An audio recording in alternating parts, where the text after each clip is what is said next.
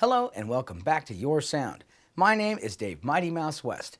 In this lesson, I'm going to talk about EQs. The two key factors here are bandwidth and center frequency. Then, I'll show you a cool little game you can use to teach yourself how to tune a PA and get rid of feedback using an EQ. I'll discuss aux lines and their uses. From there, we're off to a lesson in dynamics processors, and I'll wrap it up with effects processing. Cool.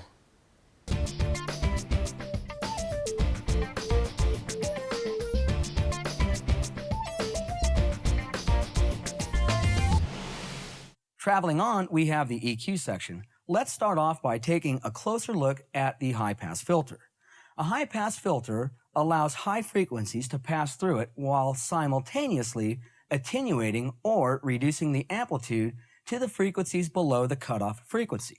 The cutoff frequency is roughly the point in the audio spectrum where the filter starts to have an effect.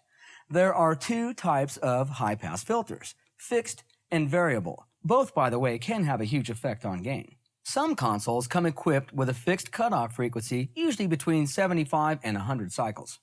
And as you can hear, this has little effect on my voice. But as I mentioned earlier, if used on the kick drum, this high pass would make a big difference. And then there's the variable type. This allows you to select the center frequency, which is pretty handy. Now you can use it on anything. In fact, I do use it on everything. It helps free up the sound system in general. I mean, 30 or 40 cycles and below is sometimes but rarely missed. But keep in mind, you have to be careful not to raise the cutoff frequency higher than the lowest frequency of the source, like this. I also use it on the effects return channels, and it helps eliminate unwanted stage and wind noise. And these golden little knobs are our problem solvers. And I'm here to tell you, one of the biggest mistakes we can make is simply to over-EQ. Oh, I see more of you look a little confused. Well, alrighty then, let's do the 10-cent tour on EQing. EQing is one of the biggest number games in audio engineering, and the objective to the game is to leave as many of those numbers alone as possible. Let me break it down for you. Think of the audio spectrum as a pie, a very healthy pie, and in this pie are the four basic food groups of sound: lows, low mids, high mids, and highs. That's basically bass, treble, and everything in between.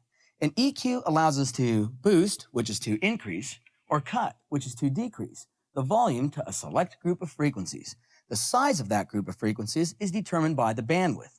Bandwidth is simply the number of frequencies there are between the highest and lowest numbers at hand. Think of bandwidth as a slice of that pie. The larger the slice, the larger the bandwidth. And the larger the bandwidth, the more numbers there are involved, which has more effect on what you hear. You know, all this talk about food's making me kind of hungry. Well, let's do lunch.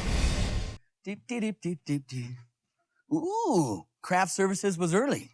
Early bird gets the worm. Say, I got it. I'm going to use my lunch to help further explain to you the wonderful world of EQing. Let's imagine that this pizza pie represents the entire audio spectrum. Now let's further imagine that the pepperonis are the frequencies and the bandwidths are the slices. For starters, I'm going to cut this pizza right down the middle.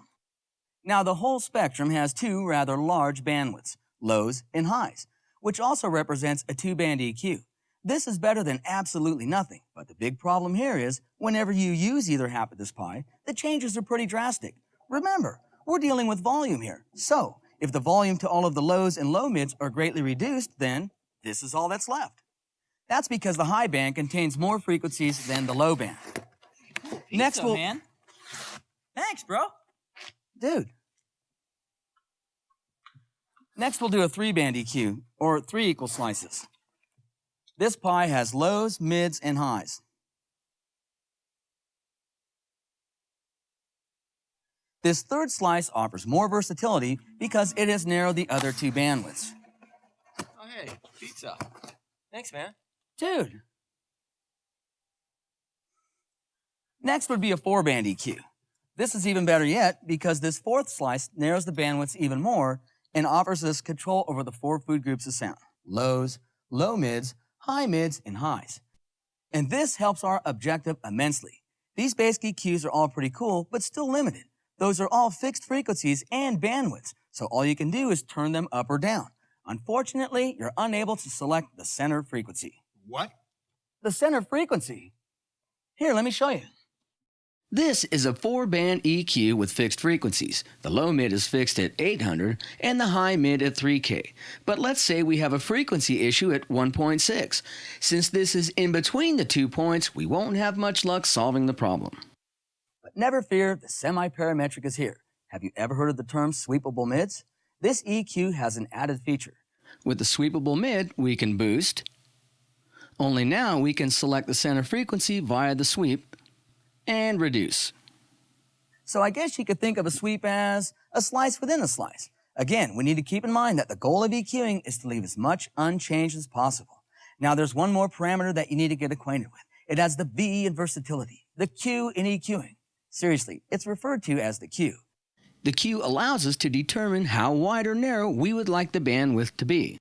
So the sweep plus the Q equals the mighty parametric.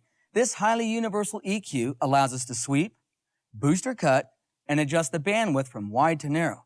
This way we're only changing exactly what needs to be changed. And finally,